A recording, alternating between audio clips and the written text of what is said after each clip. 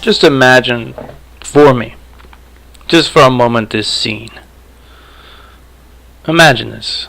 Honestly, just follow this train of thought. It's, I don't know, weekend. Following a Saturday, maybe late Saturday evening. A great Saturday evening. Maybe summer. No, that's too comfortable. Let's say March. Why not? You know, March in the Northeast. It's cold out, but you're warm. You're in bed. The wife or the husband clinging to you. After a great Saturday night, you know what I mean? Maybe you went out with the kids, had a ball, came home, put them to bed. They told you they loved you, read them a book. You know, they said something or did something that you've been dying to hear them say or do. You went to bed with your spouse. Didn't turn the TV on. You didn't have any desire to watch it. You know, there's rubbish. Nothing worth seeing on the television, you know. You went to bed. Maybe you made love. And here we are. That night fades into the next day. And you're laying in bed, quiet, listening to whatever is happening outside, wherever you live. It's one of the things I always loved, you know, wet roads and tires running over them. Or maybe it's the sound of the woods nearby your home. Even the hustle and bustle of the city below. Who knows? You're warm. It's cold outside, but you're warm. You're wrapped up. You're comfortable. Shocked from sleep. You don't know why. When you take a look at the clock, it's early. Real early. You know, maybe 3, 4 a.m. And you realize that you're cocooned in this lovely situation, so you decide to wrap tighter in the blankets and fall back to sleep. You know, and not a moment goes by as you fall deeply into sleep, then the world around you lights up from the windows, as though the sun was just flicked on with a switch. The windows light up. Noises, frantic, panicking. You're up, your spouse is up, whatever. You're running and looking to get the kids. You're not sure what's happening, putting clothes on, shoes maybe even going after a gun. But all you know is suddenly your quiet and warm cocoon has turned into it's under attack. You know, when you look outside, no one's breaking into your home. But you look outside and there are war vehicles up and down your street. They're vehicles of war. There are men head to toe, body armor, guns, pointed in every direction. You see shadows milling about across the street, on the neighbors' rooftops. Shadows that you peer in closer, and what you notice is that those shadows are men carrying even larger guns, readying the use of these guns from the rooftop.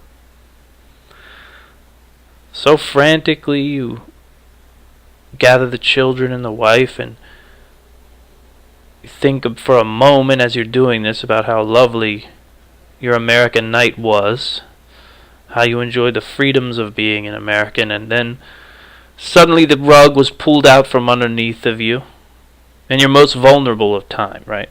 Deep in sleep, enjoying all that you worked so hard to procure, right? The safety and security of your home and your property and your peace and quiet, whatever it may be. Suddenly realizing that it's been compromised. It's been compromised, and outside, on your on your doorstep or on your street, warfare is taking place. Maybe there's not even any shots fired, but right outside your door, in America, in America, there is war on your street. If not like the very actions of it, then at least its signature. You know, at least its absolute and undeniable signature. Because the vehicle that you see rolling down the street with the big, gigantic, reinforced tires and, unstoppable, bulletproof hull, probably once rode the deserts of war. Probably once trekked through the deserts of Afghanistan or Iraq, and has since been retired or recommissioned to the Department of Homeland Security, or maybe even your local police force. So if you could follow that scenario, and you can put yourself in that position, what a stretch, right? What a stretch. Could something like that ever happen in this country? Could a person ever be rocked from their quiet sleep in the safety of their own home? No warning, nothing, by a scene similar to this? That's the question. Now, I looked through a lot of news today. Looked through some sound, looked through some music. Nothing was doing it. Nothing was touching me. I didn't want to come on. Everybody's talking about the missing plane that was a terrorist attack, or the terrorist attack that was a missing plane. I guess the latest satellite said they might have found. I don't know. It is what it is.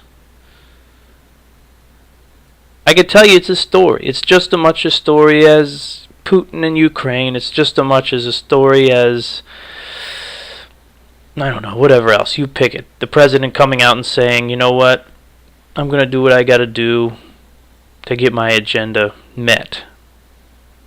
Great stories. Just as much a story as well, whatever. But to me, and on this show, you know the show, it's James Walton with AM Liberty. There are certain stories that happen that are the story. There's no denying it, right?